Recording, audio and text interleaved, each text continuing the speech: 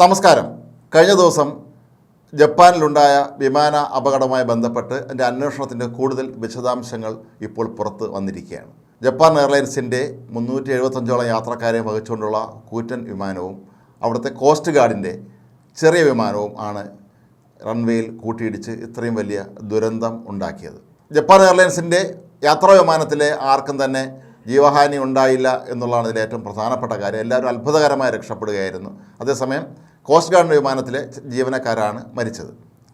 ഇപ്പോൾ പുറത്തു വരുന്ന വിവരങ്ങളനുസരിച്ച് ഈ യാത്രാ വിമാനം ലാൻഡ് ചെയ്യുന്നതിന് തൊട്ട് മുമ്പ് ഇപ്പോൾ ലഭ്യമായ വിവരമനുസരിച്ച് യാത്രാ വിമാനം ലാൻഡ് ചെയ്യുന്നതിന് തൊട്ട് മുമ്പ് ഈ കോസ്റ്റ് ഗാർഡിൻ്റെ വിമാനം പറന്നു വരാൻ ശ്രമിക്കുകയായിരുന്നു. പക്ഷേ കോസ്റ്റ് ഗാർഡിൻ്റെ വിമാനത്തിന് പറന്നു വരാനുള്ള അനുമതി എയർ ട്രാഫിക് കൺട്രോൾ നൽകിയിരുന്നില്ല എന്നാണ് ഇപ്പോൾ അവസാനമായി പുറത്തു വരുന്ന വിവരം. പിന്നെ എങ്ങനെ അവർ ഈ പൈലറ്റ് വിമാനം ടേക്ക് ഓഫിന് തയ്യാറാക്കി എന്നുള്ളതിനെക്കുറിച്ച് ഇനിയും വ്യക്തമായ ധാരണ ആർക്കും ലഭിച്ചിട്ടില്ല.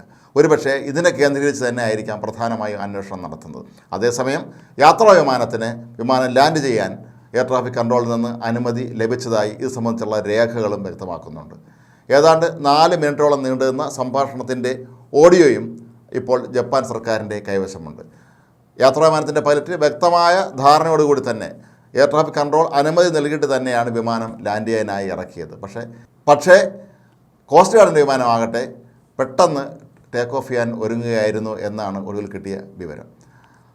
ജപ്പാനിലുണ്ടായ ഭൂകമ്പത്തിലെ ദുരിതാശ്വാസ പ്രവർത്തനങ്ങളുമായി ബന്ധപ്പെട്ടാണ് ഈ വിമാനത്തെ ഉപയോഗിച്ചിരുന്നത്. അതുകൊണ്ട് തന്നെയാണ് കോസ്റ്റ് ഗാർഡിൻ്റെ വിമാനം പല സ്ഥലങ്ങളിലും ചെന്നെത്തി അവിടെ ഭൂകമ്പത്തിൽ പരിക്കേറ്റവരെ സഹായിക്കാനും മറ്റ് മരുന്നും ഭക്ഷണവസ്തുക്കളൊക്കെ എല്ലാം എത്തിക്കാനാണ് ഇത് ഉപയോഗിച്ചിരുന്നത്. ഒരുപക്ഷെ പെട്ടെന്ന് സഹായം എത്തിക്കുന്നതിൻ്റെ ഭാഗമായി വിമാനത്തിലെ ജീവനക്കാർ എടുത്തുചാടി ഇറങ്ങിയതാണോ ഈ ദുരന്തത്തിലേക്ക് വഴിതെളിച്ചത് എന്ന് സ്വാഭാവികമായും സംശയിക്കേണ്ടി വരും. എങ്കിൽ പോലും വിമാനങ്ങൾ പറത്തുന്നത് സംബന്ധിച്ചൊക്കെ തന്നെ ഒരുപാട് അന്തർദേശീയ നിയമങ്ങൾ ഈ ലോകത്ത് നിലവിലുള്ളതാണ്. അതുകൊണ്ട് തന്നെ അങ്ങനെ എയർ ട്രാഫിക് കൺട്രോളിൻ്റെ അനുമതി കൂടാതെ വിമാനത്തിന് ഒരിക്കലും പറന്നു വരാൻ കഴിയുകയില്ല എന്നുള്ളത് വളരെ പ്രധാനപ്പെട്ട ഒരു കാര്യമാണ്. മാത്രമല്ല, ഇപ്പോൾ പുറത്തു വരുന്ന മറ്റൊരു ഞെട്ടിക്കുന്ന വിവരം വിമാനത്താവളത്തിലെ റൺവേയിലെ പല ലൈറ്റുകളും ശരിയായ രീതിയിൽ കത്തുന്നില്ലായിരുന്നു എന്ന് പറയപ്പെടുന്നുണ്ട്. ഈ വിമാനത്താവളത്തിലെ റൺവേയിലെ ഈ ലൈറ്റുകൾ പൈലറ്റിനെ സംബന്ധിച്ച് വളരെ ദിശാസൂചകങ്ങളായി പ്രവർത്തിക്കുന്ന ഒന്നാണ്. ഇതിലെ പല ലൈറ്റുകളും കത്തുന്നില്ലായിരുന്നു എന്നുള്ളതും ഒരു പക്ഷേ പൈലറ്റുമാർക്ക് തെറ്റായ ധാരണ ഉണ്ടാക്കാൻ അത് സഹായിച്ചിരിക്കാം എന്നാണ് മറ്റൊരു അന്വേഷണ റിപ്പോർട്ട് പറയുന്നത്.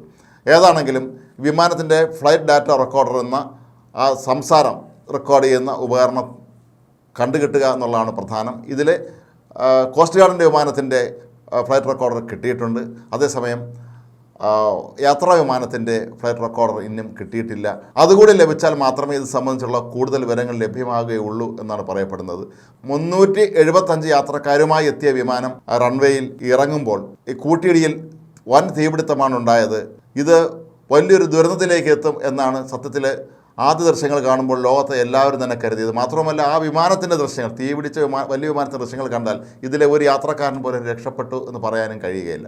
അത്രത്തോളം ഭീകരമായിരുന്നു ഈ അപകടം. പക്ഷേ വലിയ വിമാനത്തിൽ യാത്രക്കാർക്ക് ആക്കും തന്നെ ഒന്നും പറ്റിയില്ല എന്നുള്ളത് ഇപ്പോഴും അത്ഭുതകരമായ വിസ്മയകരമായ ഒരു കാര്യം തന്നെയാണ്. ഇന്ത്യൻ സമയം വൈകുന്നേരം 5:43 യാത്രാ വിമാനത്തിന് റൺവേയിൽ ഇറങ്ങാൻ എയർ ട്രാഫിക് കൺട്രോൾ അനുമതി നൽകിയത്. അതേസമയം ഈ കോസ്റ്റ് ഗാർഡിൻ്റെ വിമാനമാകട്ടെ അവിടെ തന്നെ നിർത്തിയിട്ടിരിക്കുകയായിരുന്നു കുറേ നേരങ്ങളായി. ആ വിമാനവും പെട്ടെന്ന് യാത്ര പുറപ്പെടാൻ തയ്യാറായപ്പോഴാണ് ഈ കൂട്ടിയിടിയും വലിയ ദുരന്തവുമെല്ലാം തന്നെ ഉണ്ടായത്. മാത്രവുമല്ല, നേരത്തെ സൂചിപ്പിച്ചതുപോലെ ഈ വിമാനത്താവളത്തിലെ റൺവേയിലെ വിളക്കുകൾ ഡിസംബർ 25 മുതൽ തന്നെ ശരിയായ രീതിയിലല്ല പ്രവർത്തിക്കുന്നത് എന്ന് റിപ്പോർട്ട് ലഭിച്ചിട്ടും അതിന്മേൽ അവിടുത്തെ ഉദ്യോഗസ്ഥന്മാർ നടപടിയെടുത്തിരുന്നില്ല എന്നും പറയുന്നുണ്ട്. എന്താണെങ്കിലും വരും ദിവസങ്ങളിൽ ഇത് സംബന്ധിച്ച ഏറ്റവും പുതിയ വിവരങ്ങൾ ലഭിക്കും എന്നാണ് ജപ്പാൻ സർക്കാർ പറയുന്നത്. ജപ്പാനിലെ മാത്രമല്ല ബ്രിട്ടൻ, അമേരിക്ക തുടങ്ങിയ രാജ്യങ്ങളിലെയും വ്യോമയാന വിദഗ്ധന്മാരെ ജപ്പാനിലെത്തിച്ച് അപകടം സംബന്ധിച്ച ഇതിൻ്റെ കാരണങ്ങളിലേക്ക് കൂടുതൽ അന്വേഷണം നടത്താനാണ് ജപ്പാൻ സർക്കാർ ഇപ്പോൾ തീരുമാനിച്ചിട്ടുള്ളത്.